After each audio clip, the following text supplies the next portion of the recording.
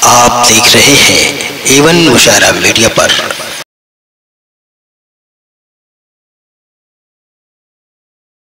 आपकी मालूमात में इजाफा हुआ होगा। एक शायर ने जो खाका खींचा और जो बताया, शिबली साहब शायर भी थे और बहुत से शोरा को मैंने देखा है कि एक या दो जबान में, शिबली साहब 3 जबान में शायरी किए, अरबी में, फारसी में, उर्दू में। रेहान फराही साहब भी तशरीफ ला चुके हैं, हम उनका भी शुक्रिया अदा कर रहे हैं। अब इसी कड़ी में हम अपने बड़े भाई उमर सिद्दीक साहब से गुजारिश कर रहे हैं कि वो तशरीफ ले आए। उमर भाई मुहताज तारुफ नहीं है, हर फलाही काम में हिस्सा बटाते हैं और जहां रहनुमाई की जरूरत पड़ती है हम इन्हें बुलाते हैं, वो हमारी रहनुमाई करते हैं। बिस्मिल्लाहिर्रहमानिर्रहीम, नहमदुहु व नुसल्ली अला रसूलिहिल करीम।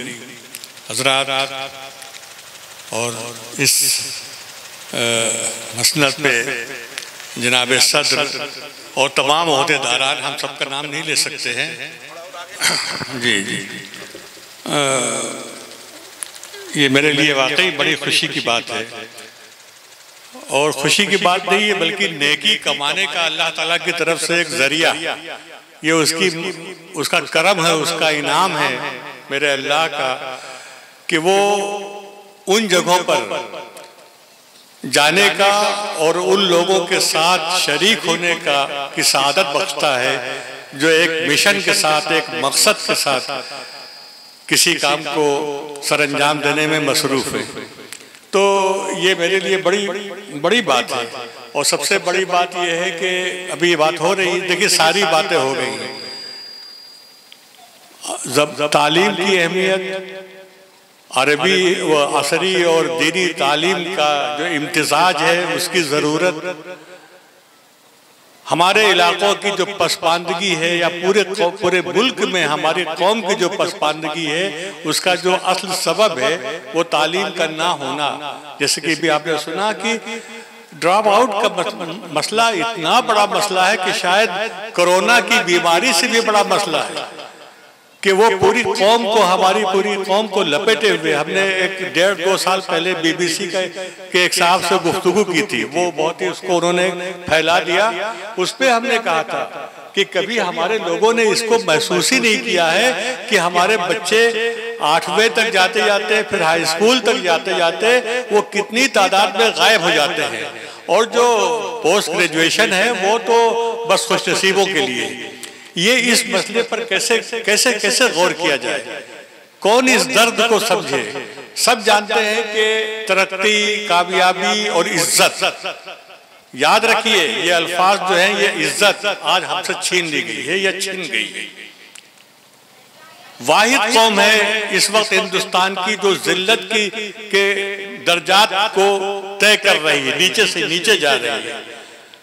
तरक्की कहां से होगी, कामयाबी कहां से मिलेगी, ये सारी बातें अभी आपके सामने बहुत अच्छी तरीके से आ चुकी है कि ये सब का एक ही हल है और वो हल है तालीम के लिए अपने आप को वक्फ कर देना।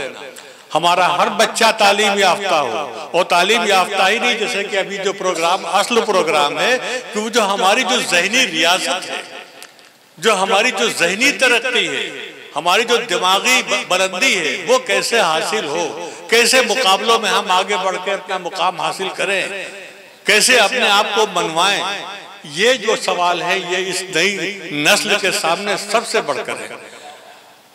ये बातें सब आ चुकी हैं और इसके लिए जो एक नमूना हमारे सामने अल्लामा शिबली की एक जो ज़ाते ग्रामी थी, जो एक सूरज थी, सूरज जिसने सिर्फ इस खित्ते ही को रोशन नहीं किया, पूरे बर्रे सगीर को बल्कि तुर्की तक, मिस्र, शाम और तुर्की तक अगर असरात देखे जाएं तो अल्लामा शिबली के तालीमी पैगाम के असरात सबसे ज्यादा अगर उस दौर में मिलते हैं तो अल्लामा शिबली के मिलते हैं। लेकिन हमको सबसे बड़ी खुशी इस बात की है कि जिस स्कूल में हम हैं इसका नाम क्या है। देखिए नामों से इदारों के जो नाम होते हैं वो बताते हैं कि इदारे को कायम करने वालों की नीयत क्या है। और उनकी मंजिल का तयन क्या है, वो उन्होंने अपने लिए किस रास्ते को पसंद किया है, ये नामों का बहुत बड़ा असर होता है। हम देख रहे थे अभी कि मुआज इब्न जबल पब्लिक स्कूल, अभी आ रहे थे कहीं खालिद बिन वलीद, कहीं हुदा, ये जो हमारी नई नस्ल के जो नए नौजवान हैं, अल्लाह ने इनको हमारे बुजुर्गों से भी ज्यादा शायद बसीरत की दौलत अता की है कि उन्होंने मुआज इब्न आपके अल अमीन जब हम पहली बार गए तो हमने कहा ये अल्लाह के रसूल सल्लल्लाहु अलैहि वसल्लम का नाम नहीं है, ये हजरत जो रसूल के रसूल थे जिब्रील अमीन, उनके नाम का जुज है अमानत। हम सब अल्लाह की अमानत है। इन्ना अरसनल अमाना, हमने अमानत को पेश किया था पहाड़ों पर, ये जो बड़ी से बड़ी ताकतवर चीजें थी, किसी की हिम्मत नहीं हुई, अगर कबूल किया तो उस इंसान ने कबूल किया। तो ये जो अमानत है, इस अमानत को अमानत समझना कि ये जो बच्चे हैं, ये जो नई नस्लें हैं, इनको हम किन राहों पर लेके चलना है, ये हमारा काम है। और जब हमारा काम है तो यह बारे अमानत है। इस बारे अमानत को हम किस तरीके से अपने कंधों पर उठाएंगे, ये जब हमने देखा मुआज इब्न जबल, तबीयत खुश हो गई। हजरत मुआज इब्न जबल रजी अल्लाह ताला अन्हु वो सहाबी हैं कि जो इस्लामी फिक़ा की इसकी बुनियाद है, बुनियाद अल्लाह के रसूल ने उनकी तरबियत फरमाई थी और उनको सबसे बड़ा मौलिम बनाकर यमन के इलाके में भेजा था और फरमाया था कि बताओ तुम कैसे मसाइल को हल करोगे। ये जो मसाइल को हल करना, जैसे हमारे भाई कह रहे थे, हमारे मैनेजर साहब, कि तरकीब करना तो बड़ा आसान है, सबसे आसान काम है, लेकिन मसाइल को हल पेश करना, उसके लिए सोचना। अल्लाह के रसूल सल्लल्लाहु अलैहि वसल्लम ने मसाइल के हल की जानिब हमेशा तरबियत फरमाई। मुआज इब्न जबल को भेज रहे हैं एक ऐसे इलाके में जहां इस्लाम की तालीम को फैलाने की जिम्मेदारी उनको दी गई है और कहा जा रहा है कि तुम कैसे काम करोगे, ये चीज कैसे काम करोगे। तो ऐसे सहाबी जो पहला फकीह, जो तारीख इस्लाम के पहले फकीह हैं, जिनकी बुनियाद पर पूरी फिक्र इस्लामी रखी गई है, मुआज इब्न जबल की सोच, तो अगर उस ऐसी अजीम शख्सियत के नाम पर मोहम्मदपुर में वाह वाह वाह क्या क्या इत्तिफाकात हैं। नाज कीजिए, फख्र कीजिए, नाज कीजिए कि अल्लाह ने हमको मोहम्मदपुर से निस्बत दी और मोहम्मदपुर में मोहम्मद के जानिसार और इल्म के खिदमत गुजार और पूरी दुनिया में इस्लामी इल्म को फैलाने का सबसे पहला जरिया हजरत मुआज इब्न जबल की यादों को समेटने की, संवारने की और सजोने की हमको तौफीक दी। बहुत बड़े खुशनसीब हैं वो लोग जितने भी इस स्कूल से जिनका भी ताल्लुक है, चाहे वो मुंतजिमीन हो, वो इसके बानी हो या इसके असातिज़ा हो या इसके तलबा हो। और इन सबसे बढ़कर किसी भी कौम की, स्कूल की नहीं, किसी भी कौम की कामयाबी की जमानत अगर कहीं पर है तो वो है जो वो बैठी हुई हैं बुरकों में।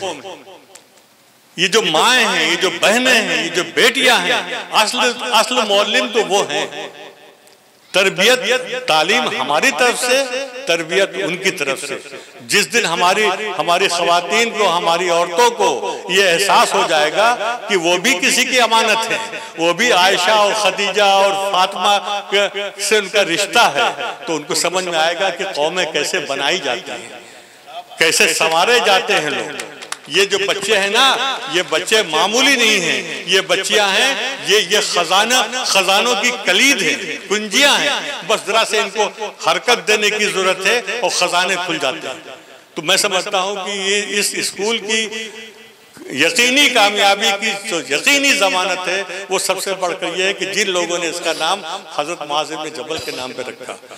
अल्लामा शिबली की जिससे आपने बात की, अल्लामा शिबली की तो कहते हैं कि हश्त जो हीरा होता है ना, जो बहुत अच्छा हीरा होता है, उसके अंदर पता नहीं कितने कोने होते हैं, पहलू होते हैं। हश्त पहल जो हीरा होता है सबसे कीमती होता है। इधर से देखिए तो अजीब चमक, उधर से देखिए तो अजीब चमक, 8 एंगल से देखिए हीरे को तो सब तरफ से अजीब चमक होती है।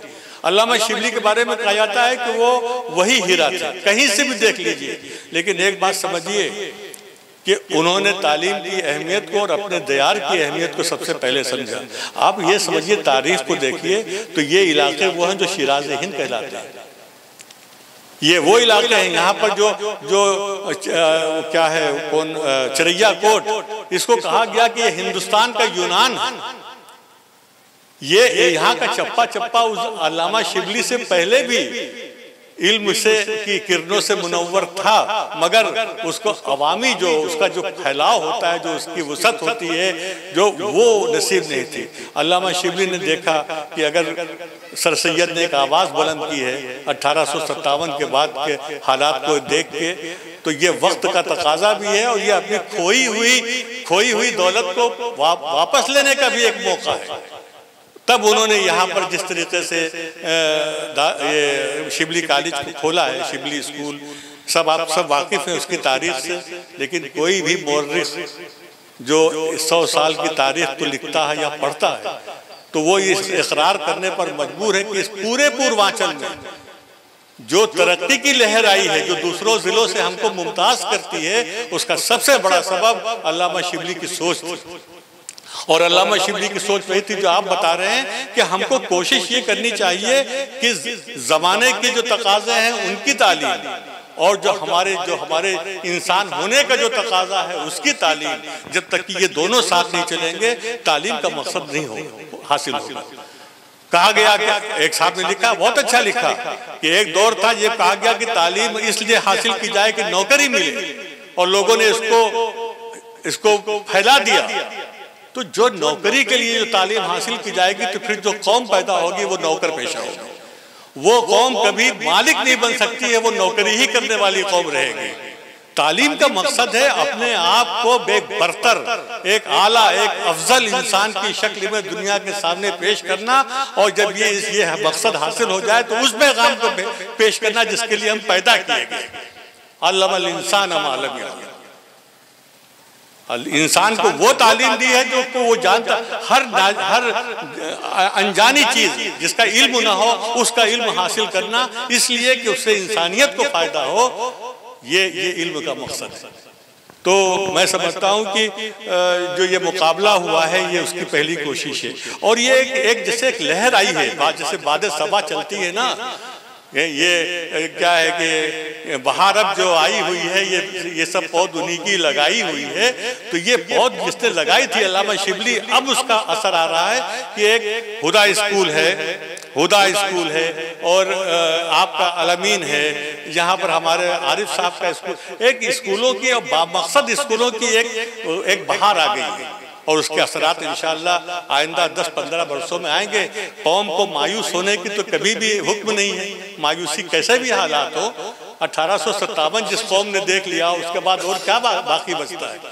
लेकिन 1857 के खून खराबे से एक कौम उठी, सर सैयद ने उसको जिंदा किया। तो आज के भी हालात बदलेंगे इंशाअल्लाह, अगर कुछ कमियां हैं तो हालात बदलेंगे। लेकिन इसके लिए उन लोगों की जरूरत है जो आज नई नस्ल के लोग बैठे हुए हैं, हमारे सामने बैठे हुए हैं। और कमाल यह है कि ये देखने में तो लगता था कि आपको इस्लामियात से कोई ताल्लुक नहीं, लेकिन बनाने वाले हैं मुआज़ इब्न जबल स्कूल। ये अजीब इत्तेफाक है, मोहम्मदपुर में मुआज़ इब्न जबल स्कूल है। खुशखबरी इस पूरे खित्ते के लिए एक खुशखबरी है। बस काश कि हमारे लोग जो है, हमारे बच्चों के जो सरपरस्त हैं, वो ये समझें कि हमारा सबसे बड़ा मकसद ये होना चाहिए कि हमारा एक बच्चा भी तालीम से महरूम न रहे। और उसके लिए हमारी कोशिश जो बड़े हैं कि उसको हर कीमत पर तालीम दी जाए। ये तालीम और उसको तिजारत बनाने वाली जो सोच है, इसको दफन करना है। तालीम तिजारत के लिए नहीं है, तिजारत मसनूई सामानों के लिए है, रूहानी सामान के लिए तिजारत नहीं होती है। वो फरोग दिया जाता है, कुर्बानियां दी जाती हैं। जो बच्चे नहीं पढ़ सकते हैं, जिनके पास इतना सरमाया उनके वालिदैन के पास नहीं है कि वो फीस अदा कर सके, उनको भी पढ़ाना है, उनके लिए गुंजाइशें निकालनी है। ये जब तक कि नहीं होगा मकसद पूरा नहीं होगा।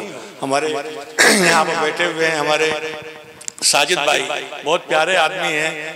प्यारे इस लिहाज से हैं कि जो आदमी सोशल सरगर्मियों के लिए अपने आप को वक्फ कर दे वही काम करता है।